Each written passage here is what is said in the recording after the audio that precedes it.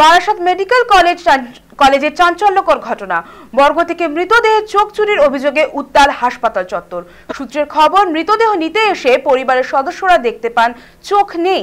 খবর ছড়িয়ে পড়তেই হাসপাতাল চত্বরে জমে ক্ষোভ। পরিস্থিতি ক্রমেই হাতের বাইরে চলে গেলে পরিবারের সদস্যরা বিক্ষোভে নেমে পড়েন যশোর রোডে। ঠিক সেই সময়ে ওই পথ দিয়ে যাওয়ার কথা ছিল মুখ্যমন্ত্রী মমতা বন্দ্যোপাধ্যায়। এরপর বিক্ষুব্ধ জনতা মুখ্যমন্ত্রীর কনভয়ের পথ আটকে দেয়। এই মুহূর্তে আমার সাথে রয়েছে আমাদের প্রতিনিধি দীপ শেখ। দীপ, সরকারি হাসপাতালে এত নজরদারির মাঝেও মৃতদেহের চোখ চুরি, এ তো সাংঘাতিক ঘটনা। কি জানতে পারছো, কিভাবে হলো এই ঘটনা, আর মুখ্যমন্ত্রী কি কিছু জানিয়েছেন এই ঘটনা সম্পর্কে?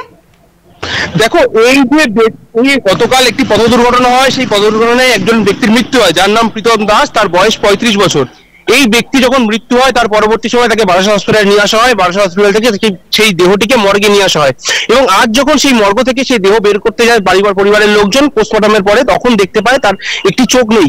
এবং তারপরে কিন্তু পরিবারের লোকজন যখন ভেতরে গিয়ে মর্গের ভেতরে গিয়ে জিজ্ঞাসা করে যে আমার ব্যক্তির এরকম ক্ষতবিক্ষত হলো কি করে চোখ, তখন কিন্তু মর্গ থেকে এটা যেটা পরিবারের লোকজন অভিযোগ, তারা কিন্তু বলে যে মর্গের ভিতরে ইঁদুর সার চোখ খেয়ে নিয়েছে। এটা অভিযোগ করে পরিবারের লোকজন এবং তারপরে কিন্তু বিক্ষোভ ফেটে পড়ে তারা। এই বিক্ষোভ কিন্তু চলছিল বারাসাত হসপিটালে যে মর্গ রয়েছে সেই মর্গের সামনে, এবং পরবর্তী সময় এই বিক্ষোভ কিন্তু আস্তে আস্তে যশোর রোডের উপর চলে যায়। সেই মুহূর্তে কিন্তু বারাসাত যশোর রোড ধরে বনগাঁ থেকে মুখ্যমন্ত্রী কলকাতার উদ্দেশ্যে যাচ্ছিলেন এবং সেই সময় কিন্তু মুখ্যমন্ত্রী কনভয়ের সামনে এই পরিবারের লোক যারা রয়েছে তারা কিন্তু বিক্ষোভ করতে শুরু করে এবং সেই বিক্ষোভের জেরে কিন্তু প্রধান যে মুখ্যমন্ত্রীর কনভয়, সেই মুখ্যমন্ত্রীর কনভয় কিন্তু আটকে যায় রাস্তায় এবং কার্যত মুখ্যমন্ত্রীর সামনে গিয়ে তারা ক্ষোভ উপড়ে দেয় বারাসাত হসপিটালের বিরুদ্ধে। এবং তার যে পরিবারের লোক, এই যে প্রীতম দাস যে ব্যক্তি মারা গিয়েছেন, 34 বছর বয়স, তার একটি চোখ নেই বলে এমনটাই কিন্তু অভিযোগ করে মুখ্যমন্ত্রীর সামনে। এবং মুখ্যমন্ত্রীর যে কনভয়, সেই মুখ্যমন্ত্রীর কনভয় কিন্তু একেবারে 15-20 মিনিট যশোর রোডের উপরে আটকে পড়ে থাকে এবং পরবর্তী সময় মুখ্যমন্ত্রী কিন্তু সেই কনভয়ের মধ্যে থেকেই পরিবারের লোকের সাথে কথা বলেন এবং পরিবারের লোককে আশ্বাস দেন এই ঘটনার পূর্ণ তদন্ত হবে এবং যদি দোষী সাব্যস্ত হয়, যদি তদন্তের পরে যদি দেখা যায় যে এই ঘটনার সাথে হাসপাতাল কর্তৃপক্ষ জড়িত রয়েছে, তার ক্ষেত্রে কিন্তু শাস্তির ব্যবস্থা করেন মুখ্যমন্ত্রী এবং পরিবারের লোক একজনকে চাকরির ব্যবস্থা করে দেবেন। এবং এরপরে কিন্তু বিক্ষোভ ওঠে এবং 15-20 মিনিট বারাসাত এই যে বারাসাত হসপিটালের সামনে যে জাতীয় সড়ক, সেই জাতীয় সড়কের সামনে কিন্তু মুখ্যমন্ত্রীর গাড়ি আটকে থাকে এবং এর ফলে কিন্তু একেবারে হুড়স্থুল ফেলে যায় পুলিশের প্রশাসনের মধ্যে। প্রসঙ্গত একটা ঘটনা তোমাকে তুলে ধরি, এই কিছুদিন আগেই কিন্তু বারাসাত হসপিটালের যে অ্যাসিস্ট্যান্ট সুপার ছিলেন সুব্রত মণ্ডল, তাকেও কিন্তু বদলি করা হয় এবং সেই বদলির পরেই কি এই চূড়ান্ত একেবারে ব্যর্থতার সম্মুখীন হলো বারাসাত হসপিটাল, সেটাও কিন্তু একটা প্রশ্নের মুখে উঠে আসছে। কারণ বারাসাত হসপিটালের যে সুপার তিনি ছিলেন, তিনি কিন্তু পুরো হসপিটালের তদারকি করতেন এবং সমস্ত ডিপার্টমেন্টে তার হাতের তালুর মধ্যে ছিল এবং তার যে বদলি, সেই বদলির পরবর্তী সময় এই ঘটনা কিন্তু একবারে তাৎপর্যপূর্ণ ঘটনা। তার কিন্তু চোখে আঙুল দিয়ে বারাসাতের প্রশাসনের ব্যবস্থা অনিয়ম, সেটাও কিন্তু তুলে ধরেছে এবং এই পুরো ঘটনায় ঘিরে কিন্তু একেবারে চূড়ান্ত যে ব্যস্ততার মধ্যে পড়ে যায় পুলিশ প্রশাসন। যেহেতু মুখ্যমন্ত্রীর কনভয় সেটা 15 মিনিট ধরে অবরোধের জেরে আটকে রয়েছেন এবং মুখ্যমন্ত্রী সেই কনভয় থেকে কিন্তু বার্তা দেন যাতে পরিবারের লোক এই বিক্ষোভ তুলে নেন এবং মুখ্যমন্ত্রী কনভয়কে এগিয়ে যেতে দেন। পৃথা, একেবারে বারাসাতের মতো গুরুত্বপূর্ণ একটি হাসপাতালে এমন ঘটনা আশা করা যায় না। ধন্যবাদ দীপ আমাদের সঙ্গে থাকার জন্য। আমরা যেমনটা জানলাম যে এই ঘটনা ঘটার পর বিক্ষুব্ধ জনতা মুখ্যমন্ত্রীর কনভয়ের পথ আটকে দেয় এবং মুখ্যমন্ত্রী ঘটনার বিবরণ শুনে পরিবারের সমস্ত রকম পাশে থাকার আশ্বাস দেন। পাশাপাশি শুধু তদন্তের আশ্বাসই নয়, মৃতের পরিবারের একজন সদস্যকে চাকরি দেওয়ার প্রতিশ্রুতিও দেন মুখ্যমন্ত্রী। তবে স্থানীয়দের অভিযোগ, মর্গে এমন নিরাপত্তাহীনতা কিভাবে, ঘটনার পূর্ণাঙ্গ দাবি তুলে সরব হয়েছেন তারা।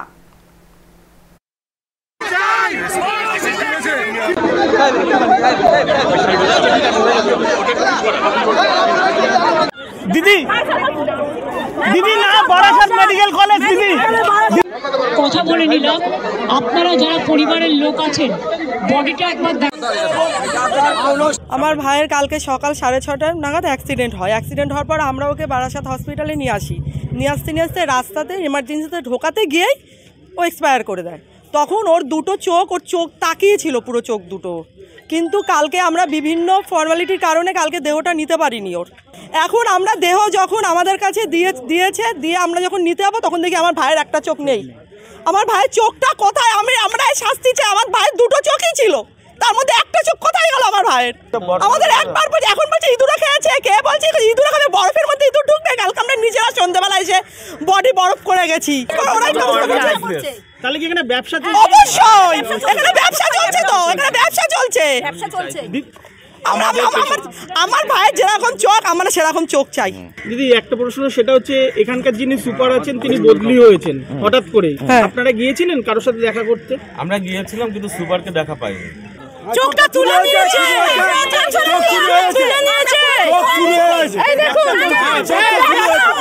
যদি এই ঘটনা কেউ করে থাকে টোটাল এনকোয়ারি অর্ডার দিলাম, এবং 2 হচ্ছে তার বিরুদ্ধে অ্যাকশন নেওয়া হবে।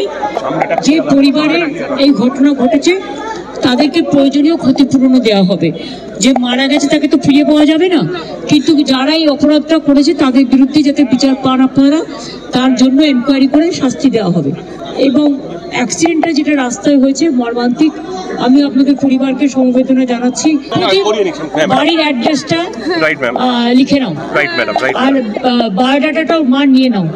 আমি আমার কোটায় যে চাকরি হয় বছরে 2টো, আমি তার থেকে একটা করে দেবো, কাছাকাছি করে দেবো, যাতে উনি আমার সংসারটা চালাতে পারেন। যে বাড়ির লোকজন তারা এসেছিলেন, তা আমরা আগেই এটা সম্বন্ধে বলেছি যে এরকম অভিযোগ যদি কেউ করে থাকে, যে আমার কাছে লিখিত অভিযোগ জমা দিতে বলেছি। লিখিত অভিযোগ জমা পড়লে আমরা তদন্ত কমিটি করব, সেটা আমরা আগেই জানিয়ে দিয়েছিলাম। তারপরে এই ঘটনাটি ঘটেছে মুখ্যমন্ত্রীর কনভয়ের কাছে, তাতে ম্যাডাম যেটা আমাদের নির্দেশ দিয়েছেন আমরা সেই নির্দেশ মেনে আমরা এনকোয়ারি কমিটি আবার করে দিয়ে রিফর্ম করে অ্যাজ আর্লি অ্যাজ পসিবল আমরা করেই দিচ্ছি, এক্ষুনি করে ফেলছি।